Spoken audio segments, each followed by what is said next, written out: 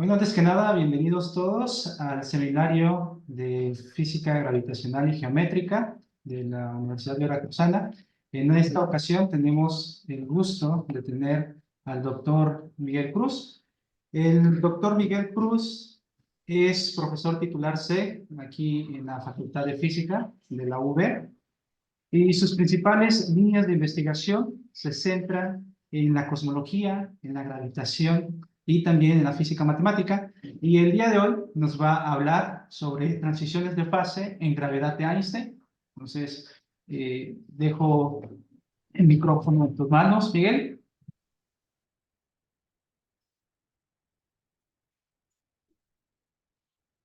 Eh, Hola, buenas tardes a todos. Muchas gracias, Giovanni, por la presentación.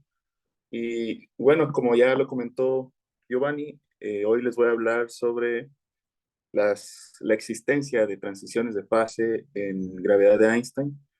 Y la idea de tocar este tema es porque generalmente lo que uno observa en la literatura es que pareciera que las transiciones de fase son exclusivas de modelos o teorías de gravedad modificada. Entonces, aquí vamos a ver un poco cómo es que uno puede obtener transiciones de fase en el marco de Einstein. Cabe mencionar que, bueno, la idea de este trabajo no es ir en contra de teorías de gravedad modificada, sino más bien decir que, o resaltar que, pues que básicamente la teoría de Einstein por sí sola todavía sigue siendo robusta y que admite todavía pequeñas reinterpretaciones desde el punto de vista termodinámico.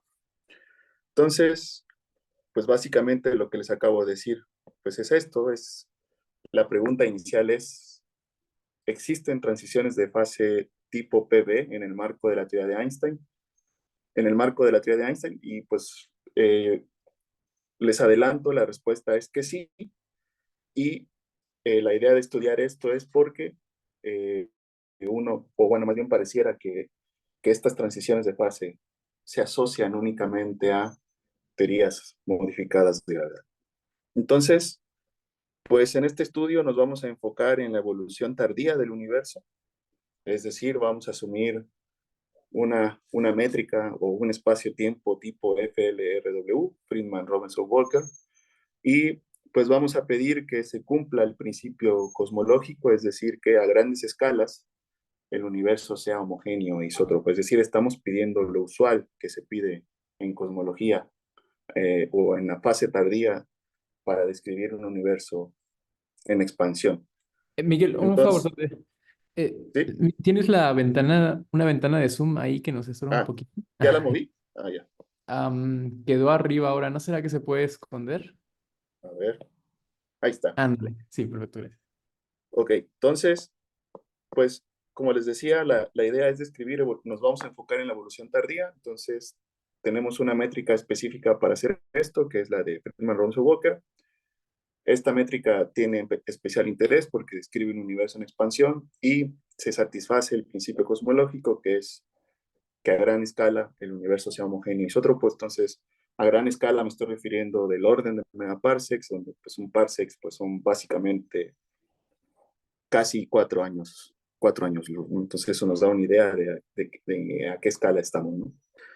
Entonces, pues la métrica FRW está escrita aquí en la parte inferior de la pantalla y pues básicamente lo que observamos es que vamos a asumir una simetría esférica. En este caso, esa A, como función del tiempo que aparece ahí, es lo que se denomina el factor de escala. El parámetro K va a denotar la topología la topología espacial, es decir, dependiendo los valores que tome esa K, en -1, 0 o 1, puede describir un universo abierto, plano o cerrado. Y R es básicamente el radio de la esfera que estoy describiendo en esta parte espacial de la métrica, ¿no? Entonces, esa es básicamente la métrica de FRW. Es una métrica o es un espacio-tiempo máximamente simétrico, entonces tiene muchas propiedades muy interesantes. Entonces, antes de ir hacia las transiciones PV, me gustaría mencionar una característica o peculiaridad interesante de las ecuaciones de Einstein. Las ecuaciones de Einstein están escritas en la parte inferior izquierda de la pantalla, es decir, tenemos el tensor de Einstein, G mun u igual a T mun u. Sabemos que ese tensor de Einstein se escribe en términos del tensor de Ricci, el escalar de Ricci y la métrica. Y cuando ponemos o cuando describimos o asumimos un universo con contenido de materia, pues debemos describir este contenido de materia a través de un tensor de energía-momento, que en este caso está caracterizado por T mun u. Si asumimos la expresión o la descripción usual de un tensor de energía-momento para un fluido perfecto, pues entonces cuando escribimos la parte temporal y las espaciales, o la componente espacial y las componentes, perdón, ya me hice bola, la componente temporal y las componentes espaciales de las ecuaciones de Einstein, pues llegamos a las ecuaciones de Friedman que están del lado derecho. Es decir, 3h cuadrada igual a ρ, y la ecuación de aceleración, que es 2h punto más 3h cuadrada igual a menos p. Entonces, en este caso, el fluido está descrito por dos cantidades, las cuales pueden ser dependientes, que son su densidad de energía, caracterizada por ρ, y su presión, que la vamos a etiquetar mediante la letra P. Entonces, estas son las ecuaciones de Friedman que uno obtiene en un universo tipo FRW cuando tenemos un fluido perfecto. Entonces, cabe mencionar que esta densidad de energía que está ahí en la ecuación de Friedman, pues es realmente una sumatoria de densidades de energía para las distintas componentes que uno pueda tener en el universo. Es decir, podemos tener un contenido de neutrinos, de radiación, de materia, energía oscura, etc. ¿no? Entonces, realmente debemos tener en cuenta que esa ecuación de Friedman es realmente una sumatoria de términos con la cual eventualmente en cosmología se establece una condición de normalización y con eso se pueden relacionar los parámetros de densidad de las componentes que tengamos en el universo. Entonces, como ya les había mencionado, si asumimos el fluido perfecto, pues entonces esa ρ caracteriza la densidad de energía y P la presión.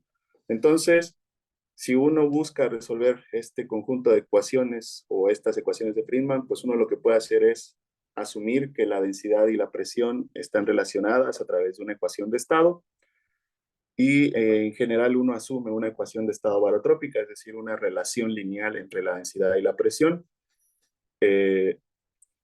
mediadas estas dos cantidades a través de un parámetro de estado constante, que es lo más simple suponer. Aquí no me voy a, o más bien aquí no voy a asumir una ecuación de estado barotrópica, sino que simplemente lo menciono.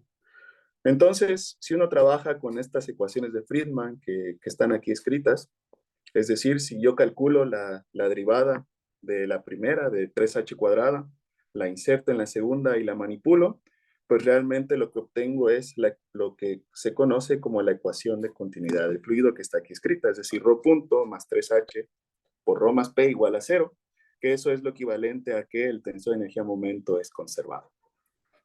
Entonces, pues básicamente esta ecuación de continuidad lo que nos está diciendo es que la densidad de energía del fluido se está conservando a lo largo de la expansión de este. Entonces, con este simple ejercicio lo que uno puede ver es que si manipulamos nuevamente la estructura de la ecuación de continuidad que está aquí escrita, pues realmente podemos establecer la ecuación que está ahí escrita en verde. Entonces, recuerden, si ρ es una densidad de energía y A es el factor de escala que de alguna forma nos dice cómo está cambiando el tamaño del universo por unidad de tiempo o en el tiempo, pues realmente ese factor de A cúbico que aparece ahí es el volumen del universo. Entonces, pues en la primera derivada lo que tenemos es el volumen por la densidad de energía por unidad de volumen. Entonces ahí lo que tenemos es una energía total más P por la derivada respecto del tiempo de volumen. Y esto de alguna forma les debe recordar algo de lo que uno aprende en termodinámica, pues es que uno puede escribir la ecuación de continuidad para un fluido en cosmología, uno la puede escribir como la ley de conservación que uno aprende, la ley de conservación de energía que uno aprende en termodinámica. Es decir, la diferencial de la energía interna más la presión por el diferencial de volumen, pues va a ser igual al diferencial de calor de Q, que uno aprende que ese diferencial de Q o ese calor está relacionado con el producto T de S, ¿no? Es decir, donde S es la entropía del sistema termodinámico. Entonces, en este esquema, el dQ es igual a cero y por ende lo que uno nota es que el diferencial de la entropía es igual a cero. Es decir, que para un universo en expansión, cuyo contenido material está descrito por un fluido perfecto en la teoría de Einstein, tenemos que la expansión del universo es un proceso adiabático. Es decir, la entropía se mantiene constante a lo largo de la expansión y debido a esto, pues podemos considerar a las ecuaciones de Einstein como un sistema termodinámico cerrado que describe un proceso adiabático. Entonces, digamos que esta estructura de las ecuaciones de Einstein es muy conocida, fue ampliamente explotada. De hecho, Jacobson por ahí obtuvo una serie de resultados donde explota esta similitud entre las ecuaciones de Einstein o escritas como un sistema termodinámico. Entonces resulta que, o bueno, uno pensaría como físico que entonces quiere decir que bajo esta descripción la expansión cósmica o la evolución cosmológica o la evolución del universo es un proceso reversible y demás, y se mantiene la entropía constante, de lo cual uno aprende generalmente en los cursos de termodinámica que los procesos reales o procesos físicos reales en general son irreversibles. Entonces, resulta que aquí tenemos un proceso reversible, lo cual pues a veces pareciera que está incompleto desde el punto de vista termodinámico. Sin embargo, lo que uno puede ver en el tratamiento que se hace de la cosmología es que, por ejemplo, si uno considera no un fluido perfecto, sino un fluido imperfecto, es decir, que pueda tener anisotropías, o uno permite que haya creación de partículas, o creación o aniquilación de partículas en el fluido, o describe uno o incluye uno efectos realistas, o trata uno de describir el fluido de una forma más realista a través de efectos de viscosidad o de fricción, pues uno lo que encuentra en general es que todos esos efectos se pueden caracterizar mediante esa cantidad pi que yo estoy escribiendo aquí, esta pi mayúscula, y el efecto es que al final todos estos efectos que uno pueda tener o desviaciones que uno pueda tener del fluido perfecto, pues en general lo que hacen es que hacen que emerja una presión efectiva y entonces por eso es que todos estos fenómenos se pueden caracterizar mediante esta pi a través de la ecuación de continuidad que está ahí escrita en azul. Incluso si uno parte de un fluido perfecto, las fluctuaciones a escalas menores o a pequeñas escalas, lo que hacen es modificar la dinámica de fondo de un modelo cosmológico y eventualmente también hacen que surja una presión efectiva y eso se puede interpretar como una viscosidad. Entonces son los efectos que uno puede tener como desviaciones de un fluido perfecto siempre se podrán caracterizar como una presión efectiva que uno puede interpretar como una viscosidad. Entonces la viscosidad en el contexto cosmológico se puede interpretar también como, o más bien que la viscosidad va a actuar como un atenuante de la velocidad de propagación de estas perturbaciones que existan en las cantidades físicas, ¿no?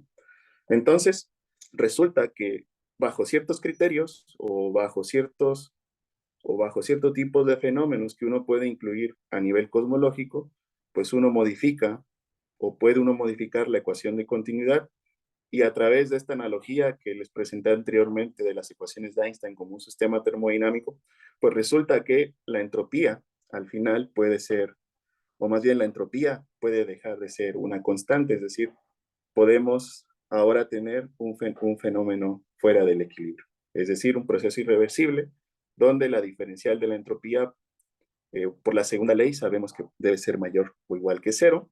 Y pues bueno, aquí le estoy poniendo que de acuerdo a la expresión que está aquí arriba escrita, o la ecuación de continuidad que aquí se ve, de acuerdo a esa expresión, la diferencial de entropía va a ser proporcional a más o menos, más menos ese término pi. Pongo los dos signos porque dependiendo de qué fenómeno estemos considerando, el signo de pi puede ser positivo o negativo. Entonces, debemos tomar el signo adecuado para que la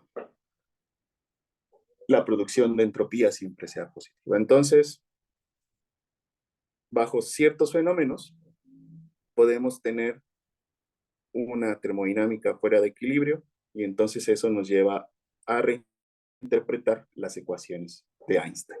Entonces, aquí lo que uno puede ver, o más bien lo que quiero que se lleven en este momento de este pequeño ejercicio, es que simplemente bajo un cambio en la descripción o en el esquema del contenido de materia del universo, pues puedo pasar de un proceso adiabático a un proceso no adiabático. Y simplemente modificando la forma en la cual yo estoy describiendo el fluido cósmico que está modelando el contenido material del universo. No estoy modificando de alguna manera la geometría del espacio-tiempo, nada, eso lo estoy dejando igual. La estructura de las ecuaciones de Einstein es la misma, simplemente observamos que estos efectos se pueden reinterpretar al nivel de la ecuación de continuidad.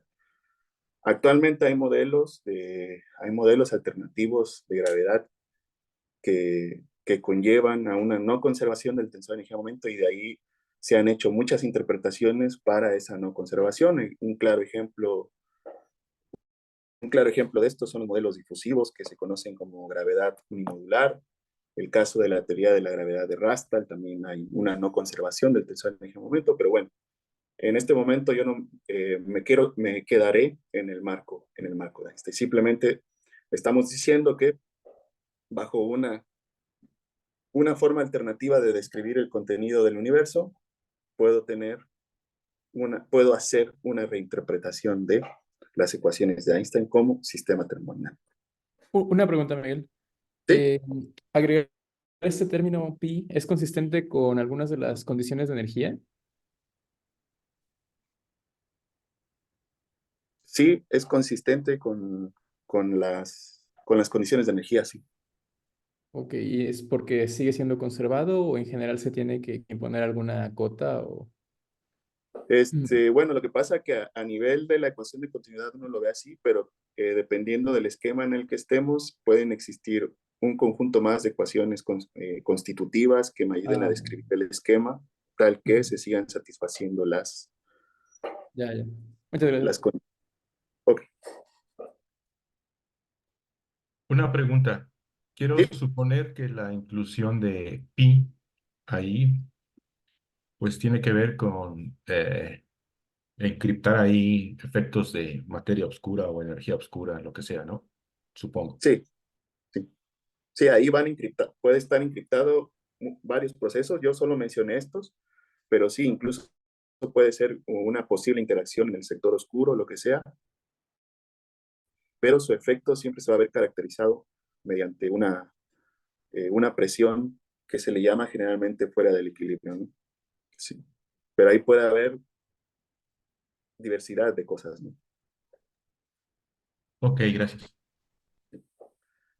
Entonces, pues bueno, motivados por esto que acabamos de ver, pues resulta que el estudio de la termodinámica en la relatividad general no es algo nuevo, es decir, es algo ampliamente estudiado.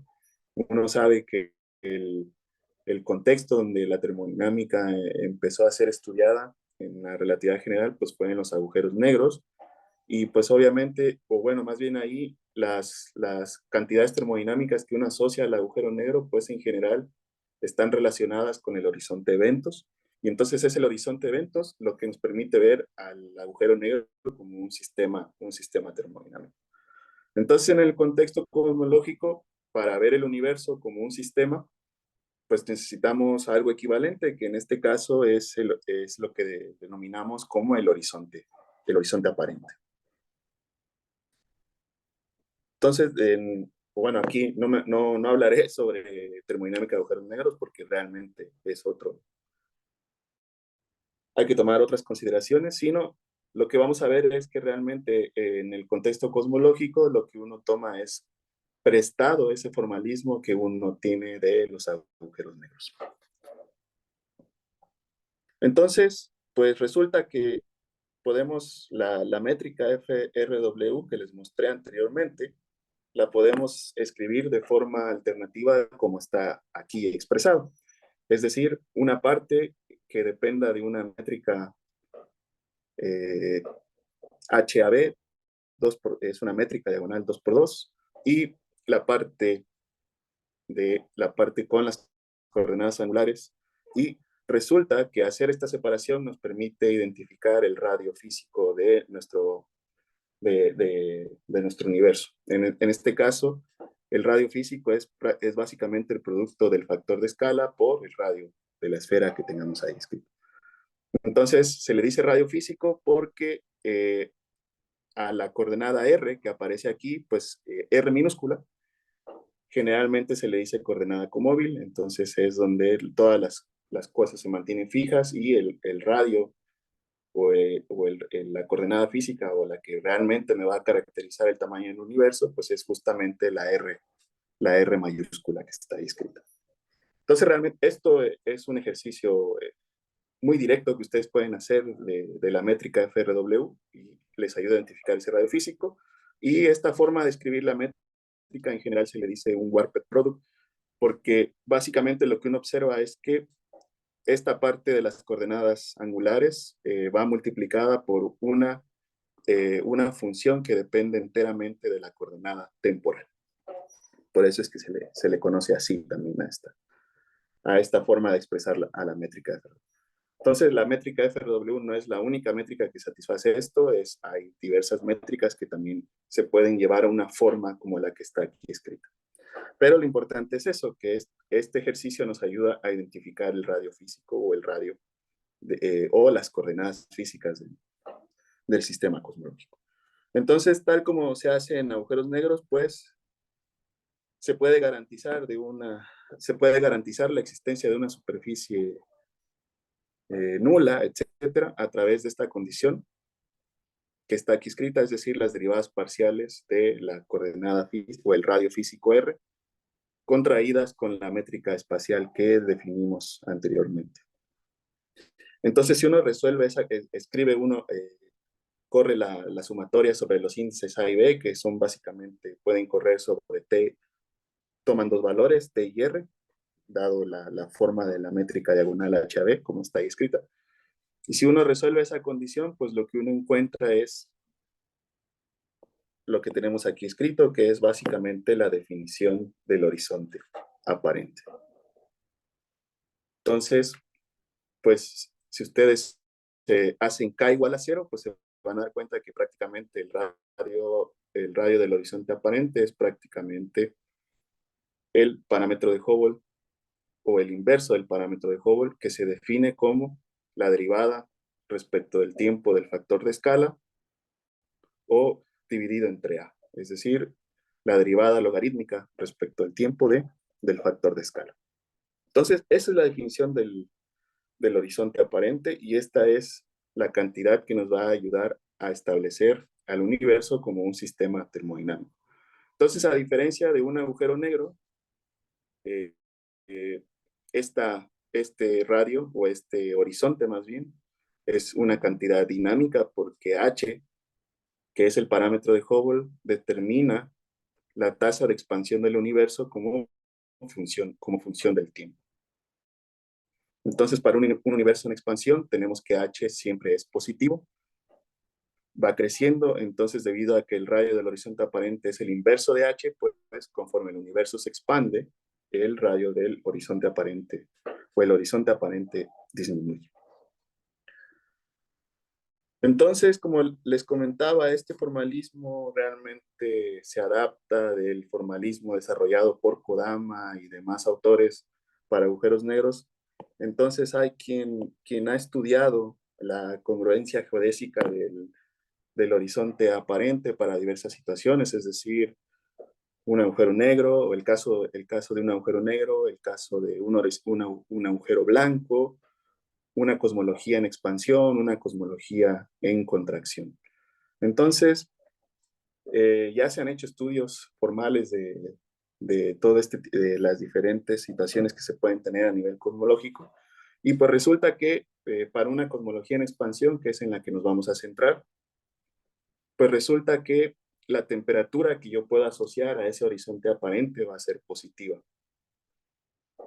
Entonces, por ejemplo, en este caso, el horizonte aparente es un Pass Inner Horizon, y por ejemplo en un agujero negro es Future Outer Horizon, es decir, el agujero negro del observador lo ve desde fuera, y en el caso de una cosmología el observador está dentro de ese horizonte.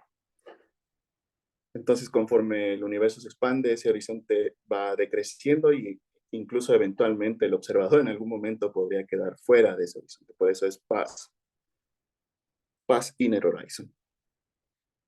Entonces, si uno toma los resultados que ya hay en la literatura sobre el análisis del horizonte aparente, pues el primero es que para una cosmología en expansión, la temperatura asociada es positiva y tiene esa expresión que está ahí, es decir, la temperatura del horizonte aparente es simplemente la gravedad superficial entre 2pi, y la definición de la gravedad de la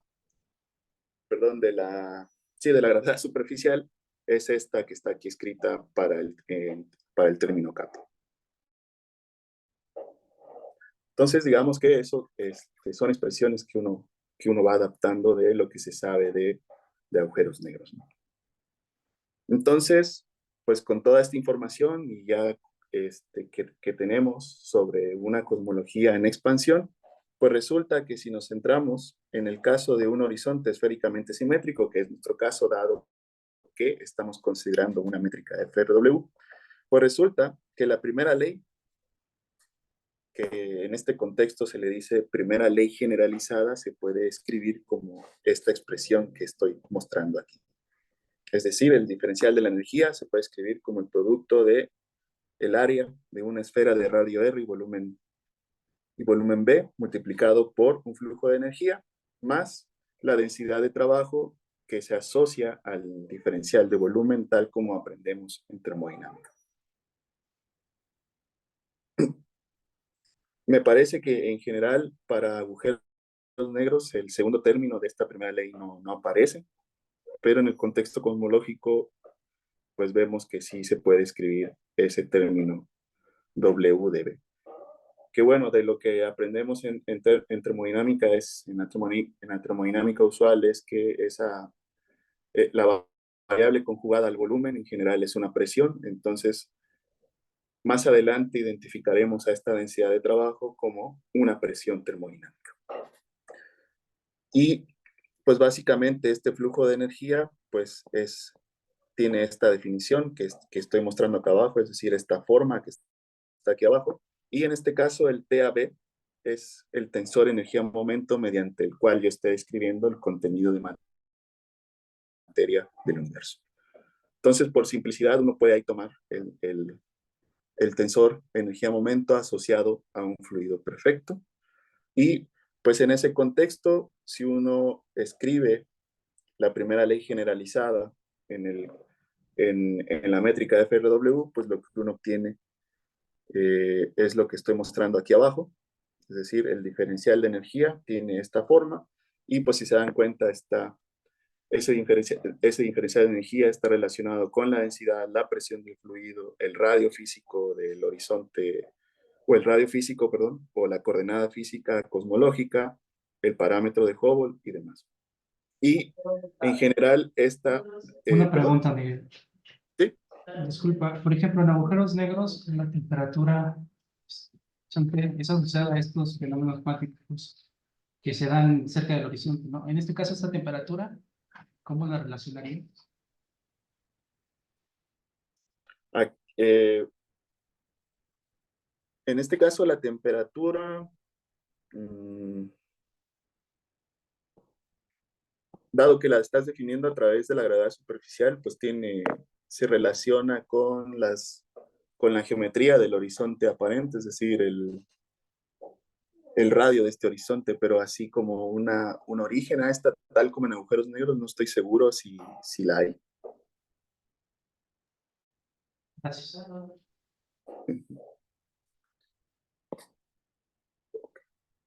Y bueno, aquí estamos poniendo la definición de la densidad de trabajo, que en este caso es la traza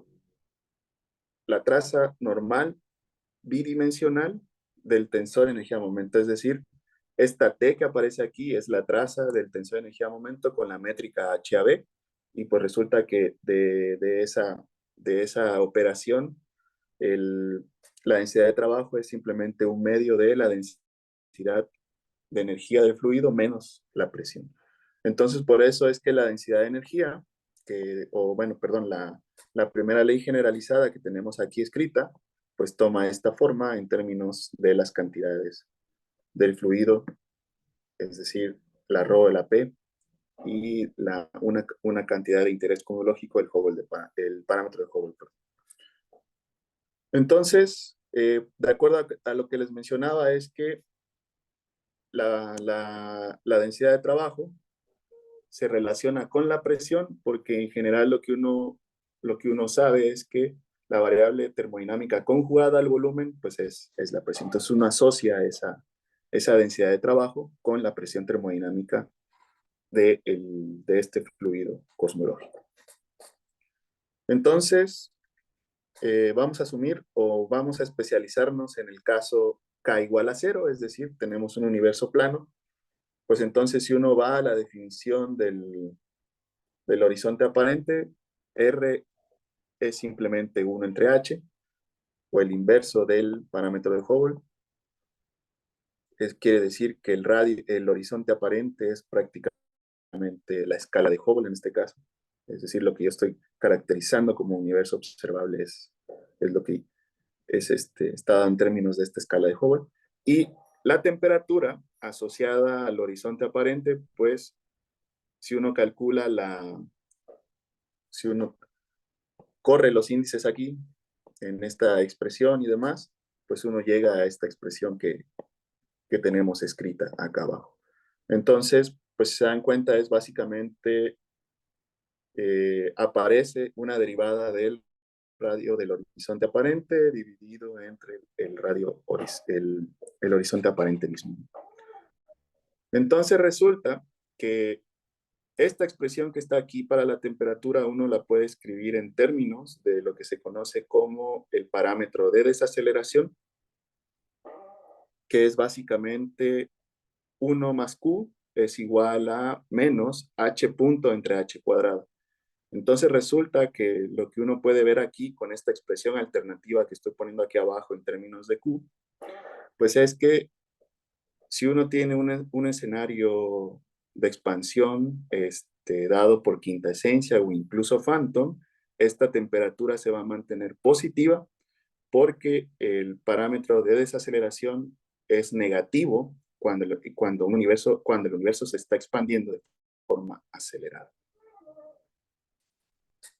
Entonces, de aquí, de esta última expresión, lo que podemos ver es que realmente entonces la temperatura es en efecto positiva. Y un comentario más, pues básicamente es que si este término de R punto entre 2H por R es muy pequeño, es decir, que el universo se está expandiendo casi de manera constante, pues lo que observamos es que la temperatura es simplemente 1 entre 2 pi por RA, que es básicamente la temperatura que uno puede asociar a un agujero negro esféricamente simétrico con horizonte dado por RA. Entonces, de alguna manera, estos dos formalismos están relacionados entre sí. Entonces, esta es la forma o esta es la información que uno toma del horizonte aparente y es la forma en que uno asocia cantidades termodinámicas a este horizonte aparente. Entonces, pues básicamente ahora lo que vamos a hacer es describir el contenido de materia de nuestro universo por dos fluidos dominantes que no interactúan. Es lo más simple que podemos suponer. ¿Y por qué dos fluidos? Porque, bueno, al menos sabemos que para el universo tardío existe una componente de materia que es fundamental para la formación de grandes estructuras y describir una fase desacelerada del universo, y un fluido de energía oscura que es el que se va a encargar de hacer que el universo se expanda de forma acelerada. Entonces, por eso es que consideramos estos dos fluidos dominantes a tiempos tardíos. Entonces, bajo esa suposición, pues las ecuaciones de Friedman son simplemente estas que están acá. Aquí mantengo, o bueno, a diferencia de las ecuaciones que les mostré al inicio, aquí mantengo estos factores de 8pi y de 4pi, pues por conveniencia para en algún momento absorberlos con estos que aparecen aquí de las cantidades asociadas al horizonte aparente.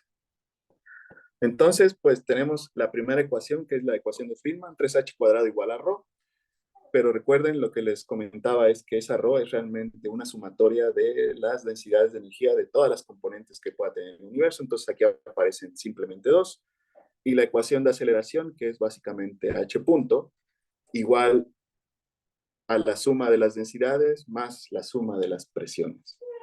En general, la presión asociada a un fluido de materia estándar o polvo es igual a cero, pero bueno, aquí arrastraremos ese término y verán que luego se puede hacer PM igual a cero sin ningún problema.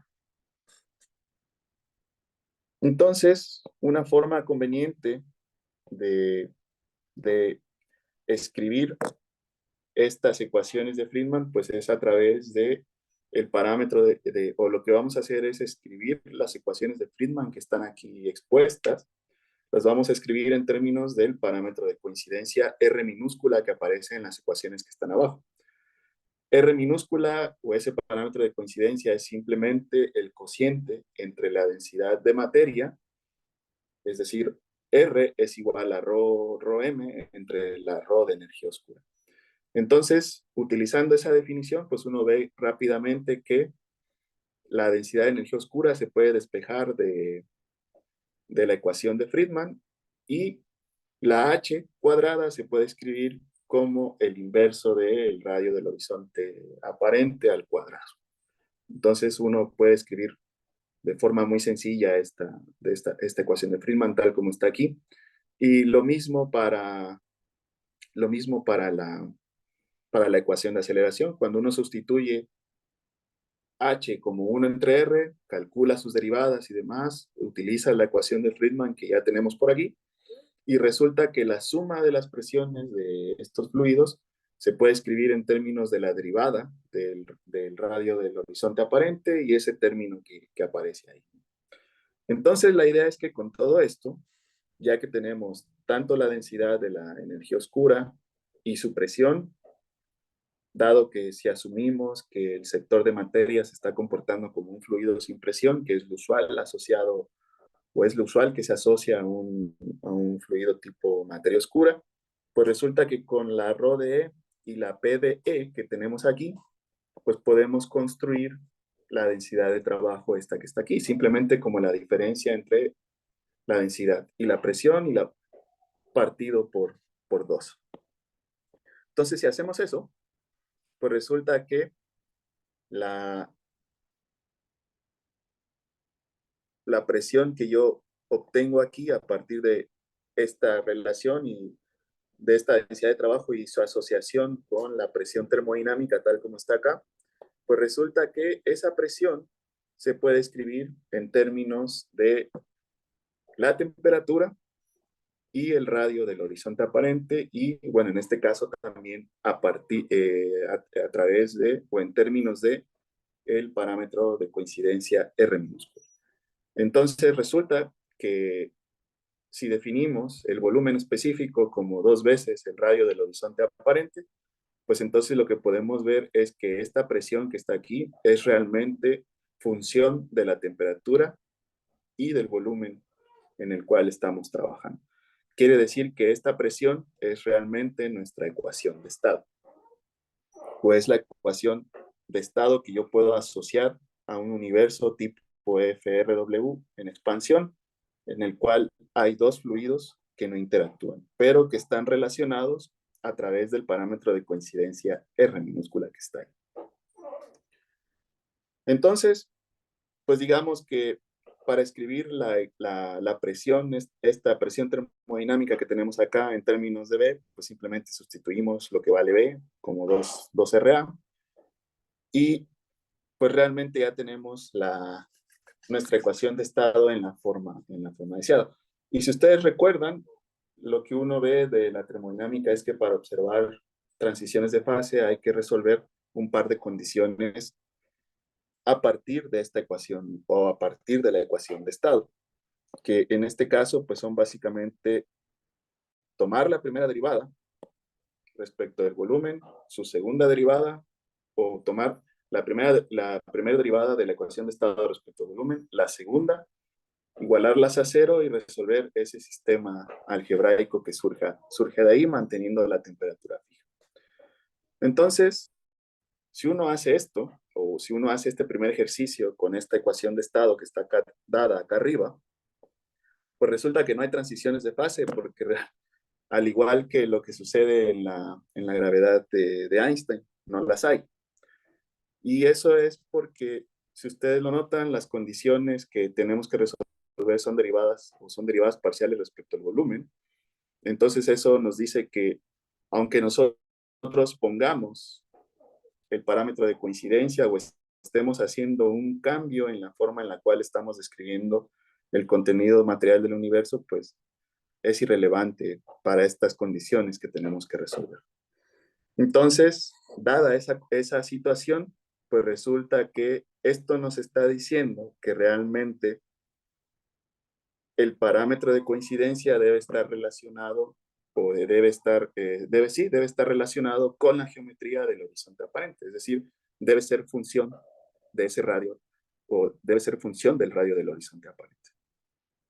No hay otra forma. O sea, si queremos transiciones de fase, tiene que ser así.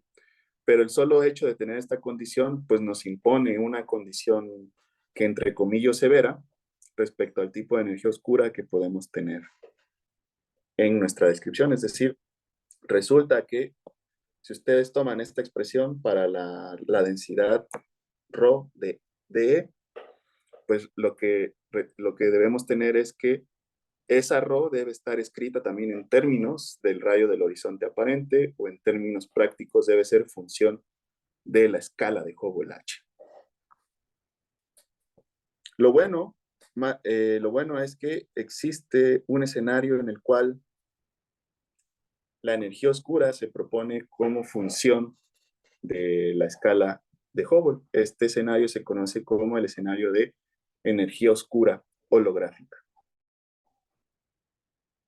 Entonces, aquí considero esta forma de la densidad de energía oscura, es decir, 3 beta h a la 2n, donde n toma esos valores en particular, 1, 2, 3 y 4, porque básicamente son casos que tienen una justificación física. El caso n igual a 1, pues nos lleva a que la densidad de energía es proporcional a h cuadrada. Ese es uno de los primeros modelos holográficos que hay en la literatura, fue propuesto por Cohen, posteriormente muy explotado por Miao Li, y eventualmente se dieron cuenta que ese modelo no servía como candidato de energía oscura. Sin embargo, aquí lo estamos poniendo para ver cuáles son sus efectos a nivel termodinámico en este contexto. El caso n igual a 2, pues nos lleva a una densidad de energía una densidad de energía oscura proporcional a h a la cuarta, y ese es de nuestro particular interés porque resulta que una densidad de energía de ese tipo anteriormente mostramos que puede describir un escenario fantasma temprano, es decir, podemos tener una energía oscura temprana que se comporte como fantasma, que eventualmente evolucione hacia una expansión tipo de Sitter, es decir, una expansión tipo constante cosmológica. Y los casos en el que la densidad de la energía oscura sea proporcional a la H6 o H a la octava, como está ahí, es porque observamos que en escenarios de gravedad modificada, como la gravedad cúbica o la gravedad cuártica, términos de ese tipo, de H cuarta, de H sexta, H octava, aparecen como términos de corrección en la ecuación de aceleración en esos modelos cosmológicos. Entonces resulta que modelos de ese tipo pueden ser candidatos viables para describir una energía oscura, es decir, términos que tengan esa dependencia son candidatos viables. Y bueno, resulta que modelos de este tipo en el contexto holográfico también hay una variedad de términos que uno puede encontrar.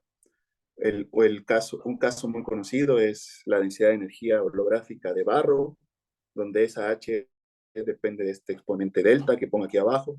Y posteriormente existe otro modelo que está relacionado con el de Barrow a través del parámetro delta en su exponente. Es una potencia de H dado a cierto exponente que generalmente se caracteriza con esta letra delta y es básicamente el modelo holográfico de Salis o que surge de la entropía de Salis. Entonces, Una pregunta. Hablabas de que se proponían esos valores de n, que era algo, bueno, tenía justificación física, ¿no? Y hay justificación para que las H sean pues, potencias de números pares. ¿O cuál sería la justificación? Simplemente,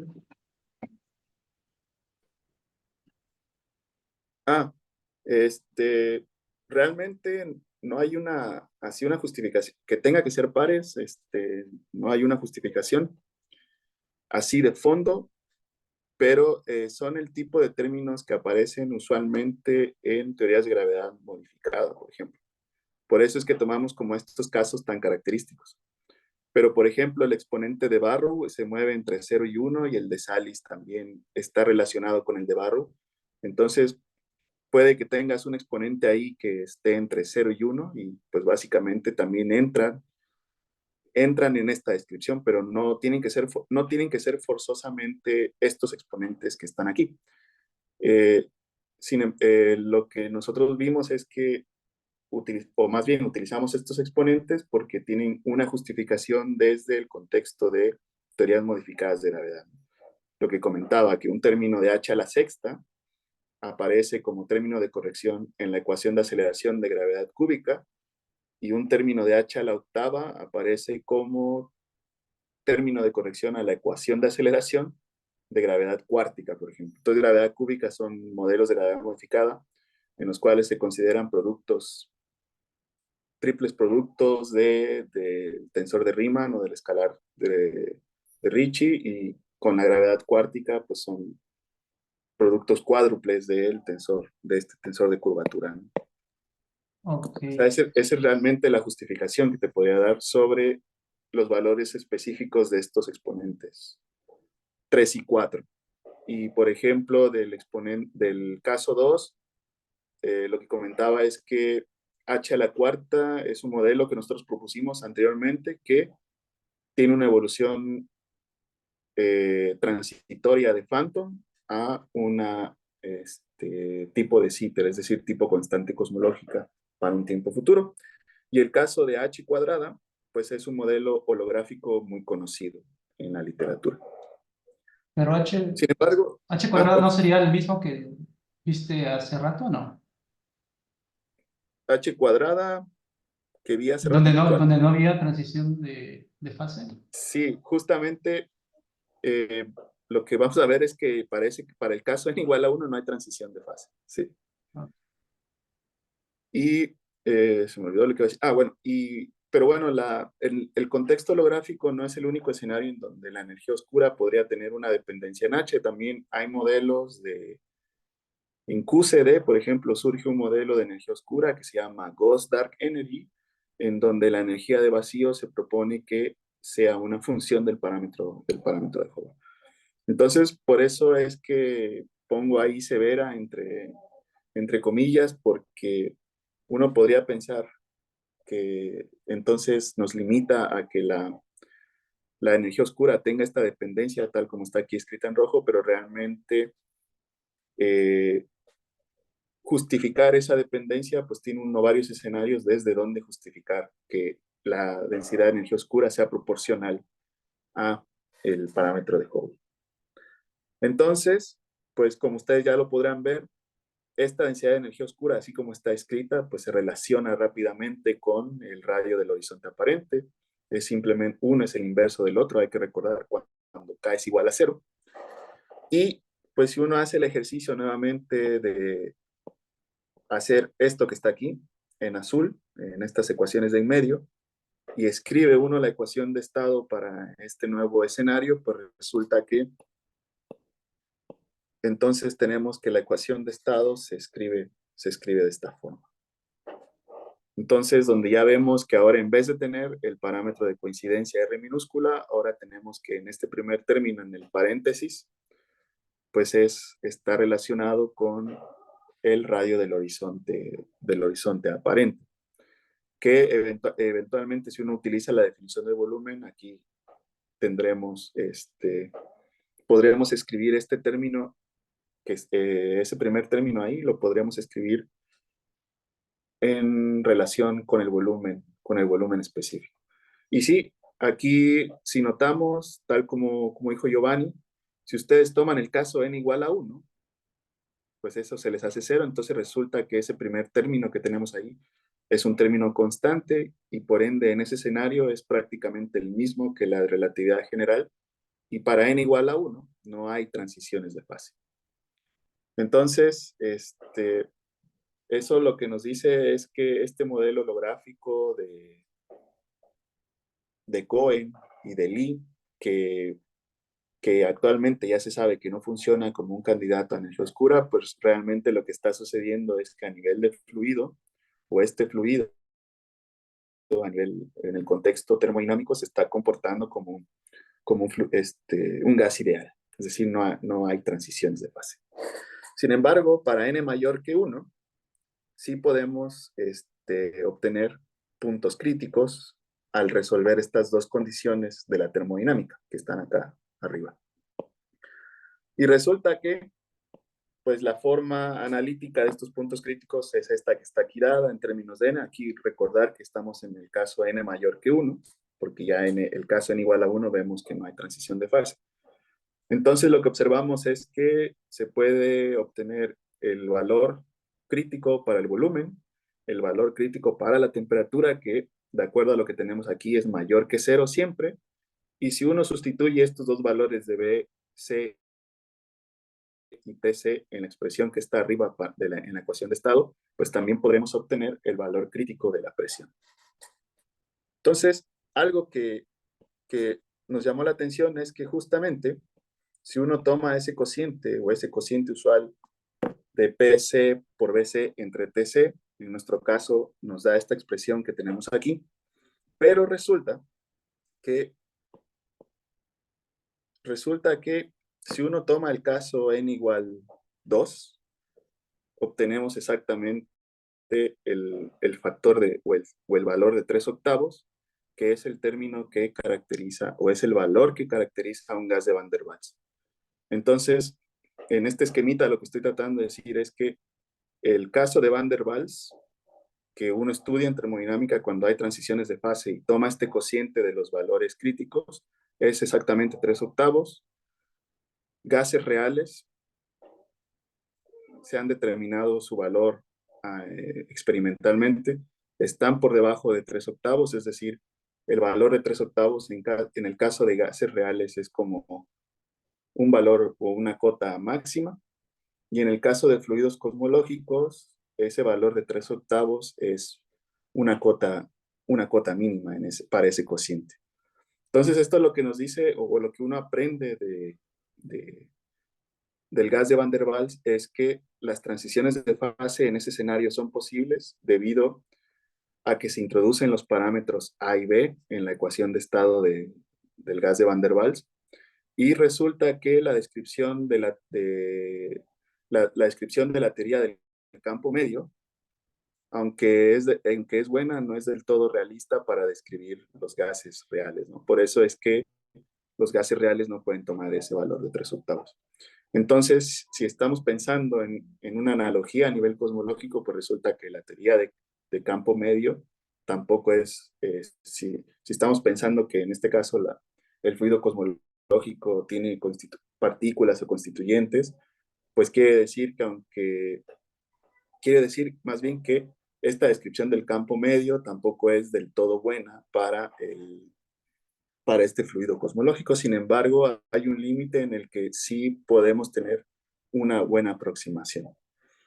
Entonces, esto nos llamó mucho la atención porque básicamente, aunque tenemos un escenario de energía oscura, que si recordamos lo que actualmente sabemos de la energía oscura es muy poco, pues nos llamó la atención que a nivel termodinámico, bajo ciertas condiciones, la energía oscura esté relacionada con el gas de Van der Waals y que admita una descripción termodinámica en este contexto.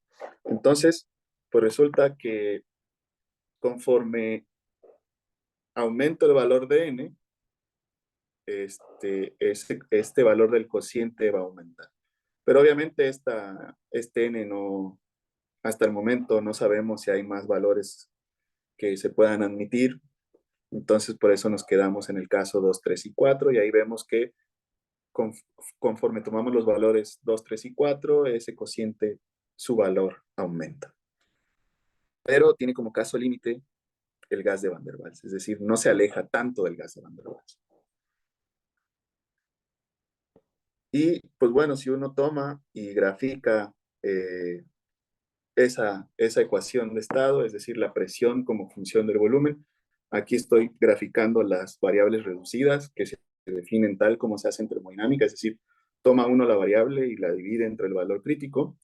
Pues resulta que si uno hace ese gráfico, pues obtiene este conjunto de isotermas, y lo que observa es que, en efecto, uno observa fases de coexistencia. ¿Qué quiere decir eso? Que si ustedes toman, por ejemplo, una de las isotermas que está aquí, y tienen que para una presión o para un valor de la presión se pueden tener dos valores distintos de volumen, pues eso significa que hay una fase de coexistencia y que se espera que haya una transición de fase. Entonces aquí nos estamos concentrando en el caso n igual 2. El caso n igual 3, n igual 4, lo único que sucede es que este mínimo en las que se observa en las isotermas, pues se atenúa, pero sigue existiendo transición de fase.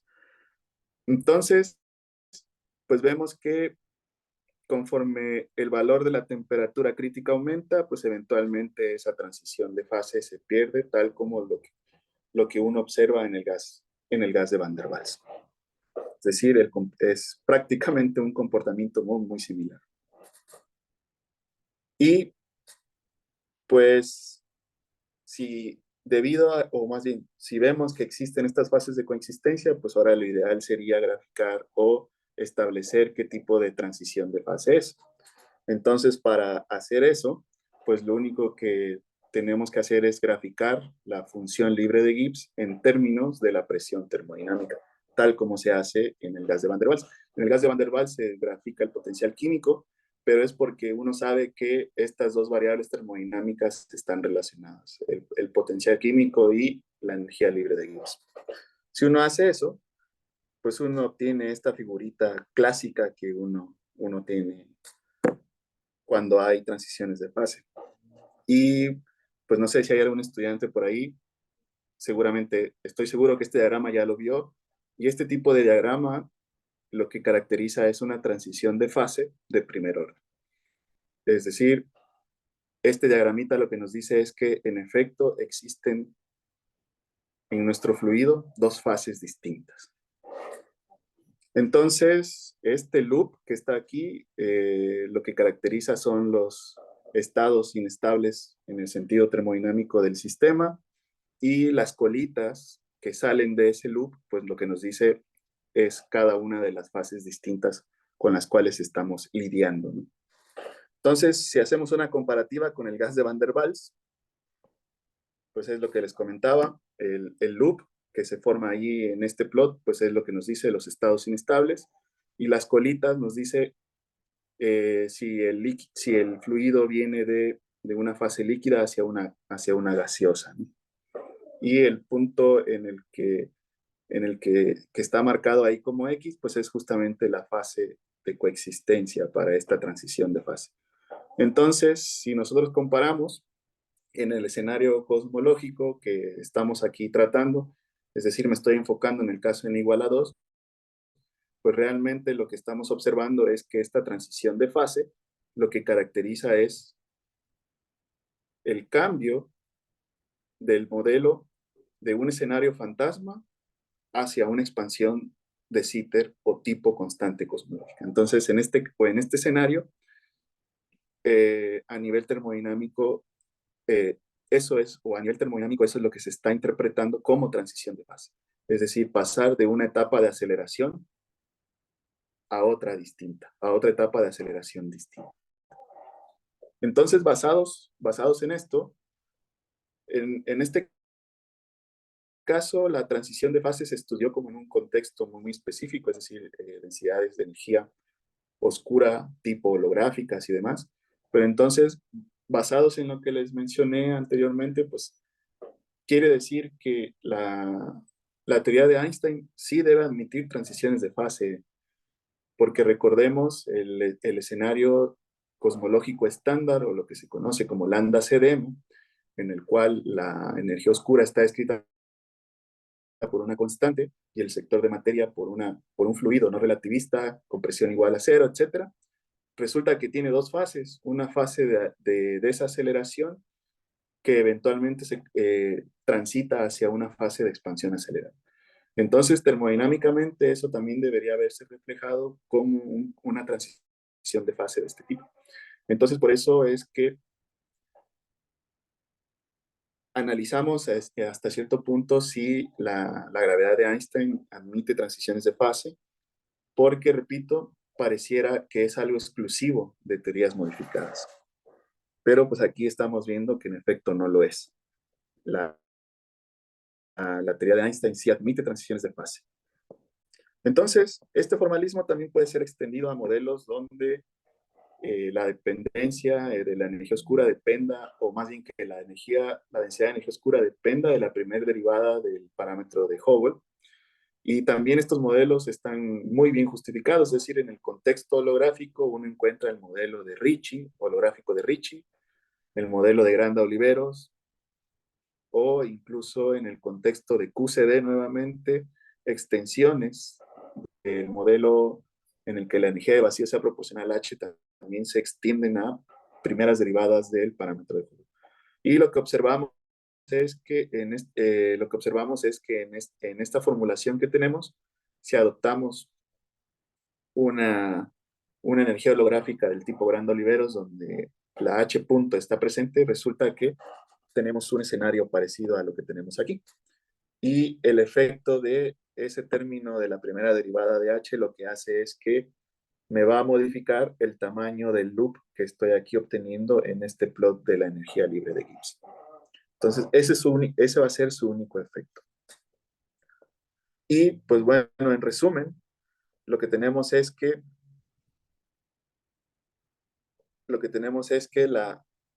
en la ecuación de estado que generalmente se asocia a la teoría de Einstein, que está escrita aquí en rojo, donde el contenido de materia se describe a través de un solo fluido, si ahora lo describimos a través de una energía oscura holográfica y dos fluidos dominantes que no interactúan, esta ecuación de estado se puede modificar y, por ende, nos puede llevar a la existencia de transiciones de fase.